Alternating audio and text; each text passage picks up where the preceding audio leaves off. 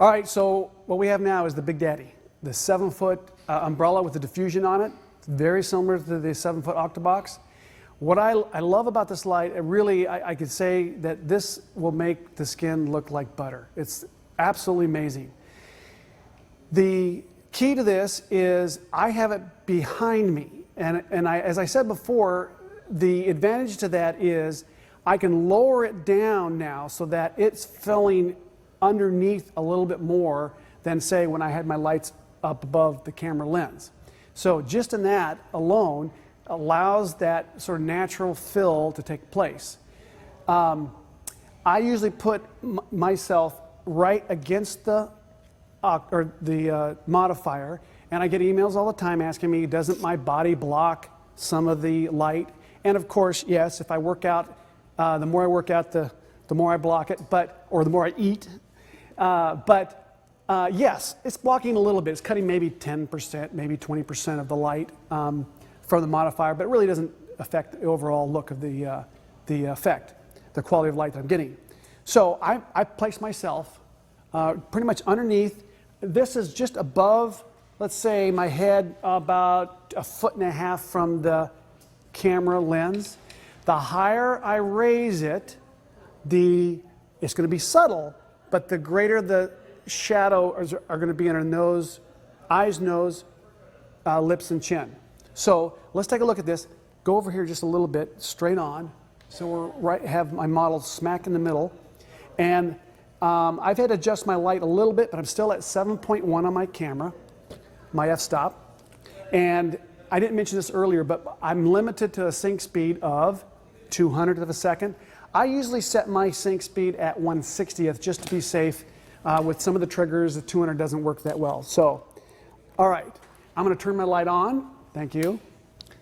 And we're going to fire one off here, and you guys will see this. Absolutely amazing. The skin is just like, almost feels like it's been retouched. Absolutely gorgeous. You still have the value changes in the skin from the back of the arm to the front of the arm. The chin, the top of the chin is going to be brighter value than the side. So that change in value is what I'm looking for. So let's take a couple more of that, and then I'm going to raise it and just show you what raising it up does a little bit. I don't really need a fill card in here. You could if you wanted, but really there's so much light bouncing underneath that you're not going to need a fill card.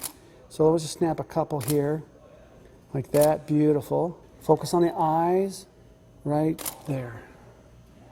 Ah, amazing.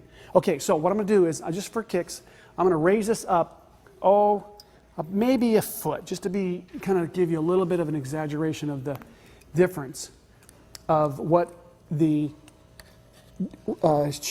increase in shadows is going to look like. So right there. So now I have a little bit more shadow. It actually separates the chin from the neck. And I actually like that. To be honest with you, I probably would prefer that. So let me go back here and shoot a couple more backed up so we can compare them with the other ones. Right there. Okay, so what I'm going to do is I'm going to go back and really zoom out here. And I'm going to flip one. And we're going to, instead of horizontal, I'm going to run vertical. And I do this a lot. And people say, how is it possible? Because I'll have someone against the wall. And we have a sweep here, but a lot of times I'll have the model leaning against the wall. They feel kind of comfortable having that sort of that platform to push against. But I will shoot at about 28 to 24 millimeter here. So right now I'm at about 28, and I can get from below the dress to well over the top, and I get a full, almost a full, not quite full length, but 3/4 length, and it is a little stretched. Again, with the wide angle. Let me crop in a little bit tighter. Just see what we go right here. Right there. Gorgeous. So that's a 24 millimeter, well, not quite, maybe 28 millimeter. And it again, is a little bit pushing on the wide angle side of things, but I get away with it, and it looks amazing. So there you have it. You have one light, or one type of light, one source, overhead light. But we've changed 3 different modifiers, and we've made them look entirely different. And that's the beauty of lighting, is once you understand the bigger the source in relationship to the subject, the softer the light. And how much fill you have in is going to soften the light too. So those two principles really are the key to lighting and taking the mystery out of it. So there you have it.